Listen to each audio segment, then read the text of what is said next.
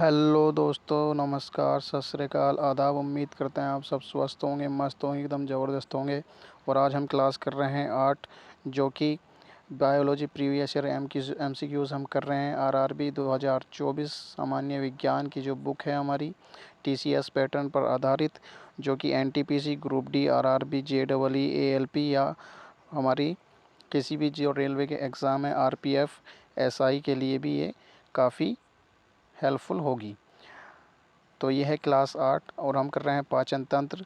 और ये पाचन तंत्र, तो बिना किसी देरी के शुरुआत करते हैं आज की क्वेश्चन से।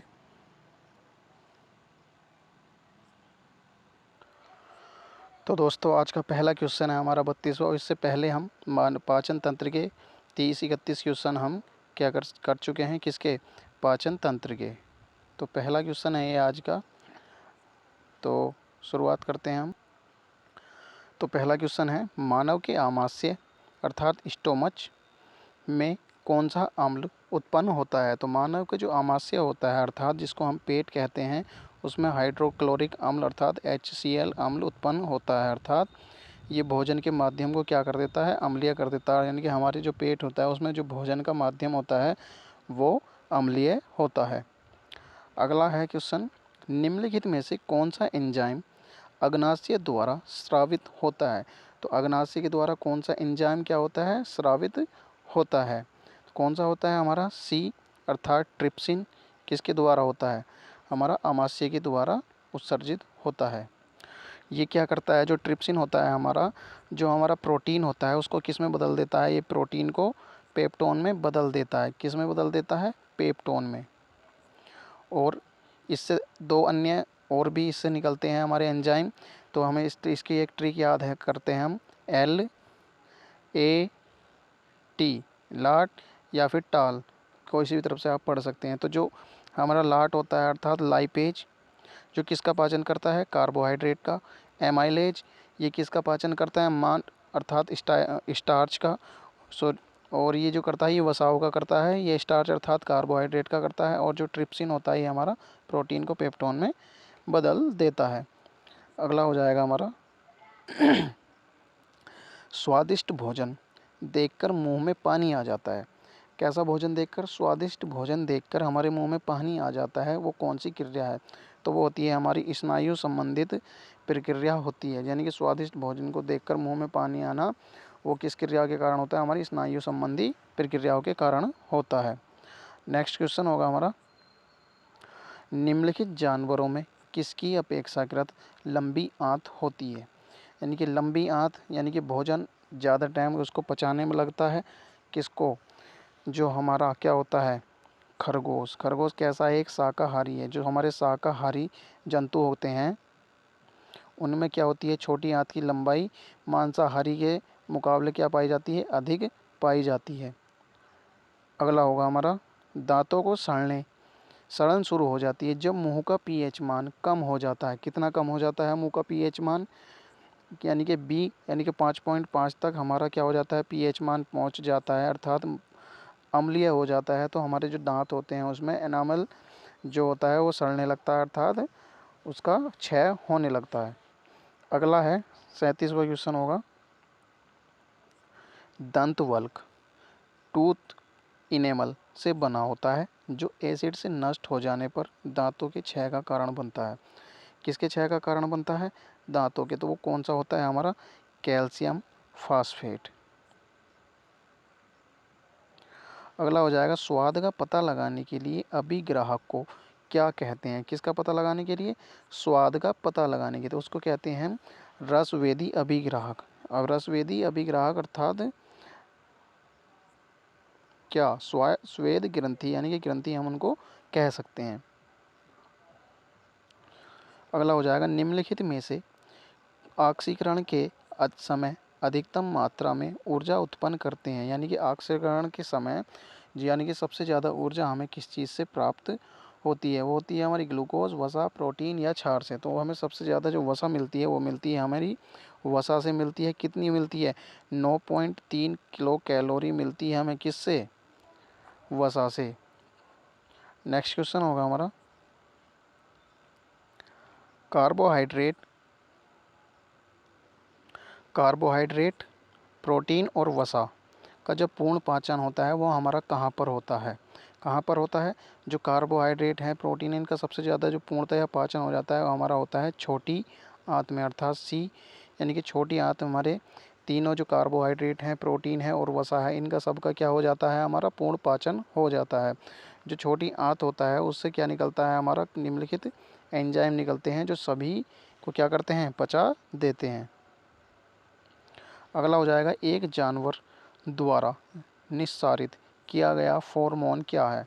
फार्मोन हम किसको कहते हैं? जो यानी एक जानवर के द्वारा किया जाता है, निस्सारित किया जाता है, तो उसको कहते हैं हम एक ही जाति के जानवरों के बर्ताव पर प्रभाव डालती है। यानी कि फार्मोन एक उत्सर्जक रासायनिक कारक होता है जो एक ही प्रजाति के सदस्यों में एक ही सामाजिक प्रतिक्रिया को क्या करता है? व्यक्त करता है। तो ये था हमारा फार्मोन, अर्थात एक ही जाति पर क्या डालता है? जानवरों की जाति पर प्रभाव डालता है। अगला है, प्रोटीन की कमी निम्नलिखित में से कौन सी बीमारी होती है? कौन सी कमी? प्रोटीन की कमी के कारण कौन सी हमारी बीमारी हो जाती है? तो वो हो जाती है हमारी क्वार्सिक्योर। प्रोटीन की कमी से क्या होती है? बीमारी हो जाती है। अगला होगा हमारा, पेयजल आपूर्ति में कैलिफॉर्म की उपस्थिति का लक्षण है।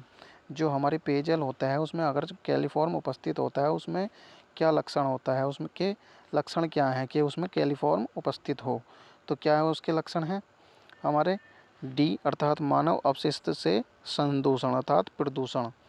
पेयजल आपूर्ति में जो कैलिफॉर्म की जो उपस्थिति होती है, यानी कि मानव अपशिष्ट यानी कि मलमूत्र से क्या होता है? प्रदूषण का एक क्या है? लक्षण होता है। मेटाबॉलिज्म उपापचय से संबंधित है। जो मेटाबॉलिज्म है वो किसके उपापचय से संबंधित होता है? तो किसके उपापचय से संबंधित होता है?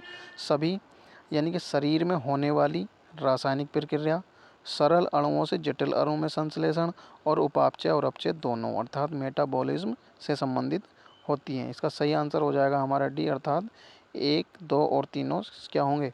सही हो जाएंगे। अगला है, किसी व्यक्ति के पाचन तंत्र की जांच करने के लिए इस्तेमाल किए जाने वाला यंत्र क्या कहलाता है? क्या कहलाता है हमारा पाचन तंत्र से संबंधित जांच करने वाला यंत्र? वो कहलाता है हमारा सी, अर्थात एंडोस्कोपी, जो हमारे पेट की क्या करती है? जांच करती है। अगला, निम्नलिखित में से कौन पाचन तंत्र का हिस्सा नहीं होता है? पाचन तंत्र का हिस्सा कौन नहीं होता है? अर्थात हृदय हमारा पाचन तंत्र का हिस्सा नहीं है। यह एक सर्कुलेटरी सिस्टम का क्या है? हिस्सा, अर्थात परिसंचरण तंत्र का हिस्सा होता है। नेक्स्ट है, निम्नलिखित में से किसमें होमोडोंट दांत पाए जाते हैं? तो होमोडोंट दांत किस में पाए जाते हैं? तो होमोडोंट दांत पाए जाते हैं हमारे मछली के अंदर। क्या पाए जाते हैं? होमोडोंट दांत पाए जाते हैं। अगला होगा हमारा नेक्स्ट,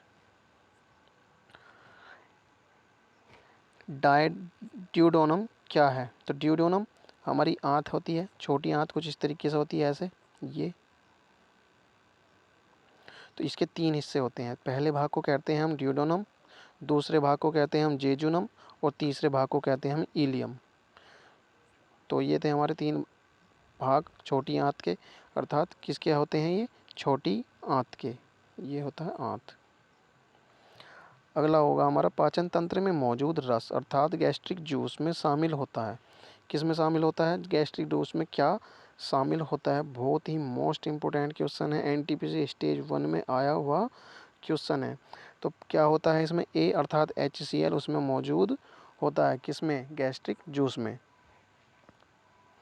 अगला होगा हमारा नेक्स्ट, दांतों का इनेमल किससे बना हुआ होता है? तो जो दांतों का इनेमल होता है वो किससे बना हुआ होता है? हमारा कैल्शियम फास्फेट से बना हुआ होता है, अर्थात डी इसका सही आंसर होगा। अगला नेक्स्ट, भोजन से प्राप्त ऊर्जा को कैसे मापा जाता है? भोजन को जो प्राप्त होती है ऊर्जा, भोजन से जो प्राप्त ऊर्जा होती है वो कैसे मापा जाता है? हमारी कैलोरी में मापा जाता है। और हमें कितनी आवश्यकता होती है? 2500 कैलोरी की आवश्यकता हमें होती है। नेक्स्ट होगा, मानव शरीर का एकमात्र अंग जो पुनः सर्जित हो सकता है, यानी कि जो अपने आप को क्या कर लेता है, पुनः विकसित कर लेता है, सर्जित कर लेता है, वो कौन सा अंग होता है मानव का? तो कौन सा अंग होता है? वो एकमात्र अंग होता है, यानी कि जिगर, सी अर्थात लीवर। क्या होता है इसमें सबसे तेज क्या होता है? कोशिका विभाजन होता है। अगला क्या होगा हमारा? मानव शरीर में कंठ को क्या कहा जाता है? जो कंठ होता है मानव शरीर में उसको क्या कहा जाता है? तो क्या कहा जाता है कंठ को? हमारा सी अर्थात वॉइस बॉक्स अर्थात स्वर तंत्र अर्थात लैरिंक्स जिसको हम कहते हैं। स्वर तंत्र तंत्र अर्थात लैरिंक्स।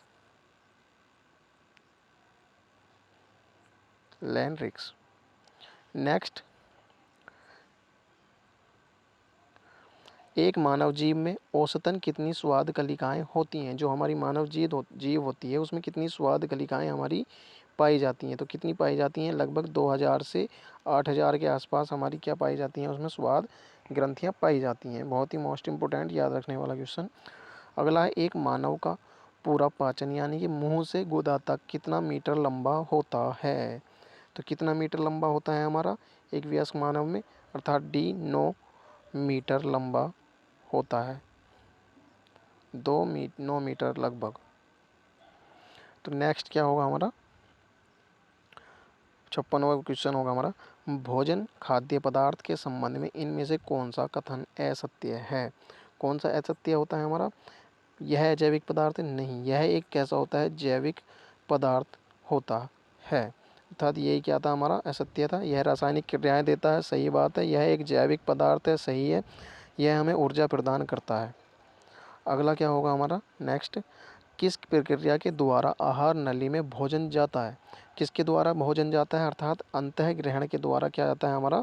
भोजन जाता है। अगला होगा हमारा नेक्स्ट, यही क्वेश्चन थे। तो ये थी आज की वीडियो पाचन तंत्र से संबंधित क्लास 8 थी वीडियो। अगर आपको पसंद आई हो, अगर आप हमारे चैनल पर नए हो तो हमारे चैनल को लाइक करें और अपने दोस्तों के साथ शेयर करें। धन्यवाद।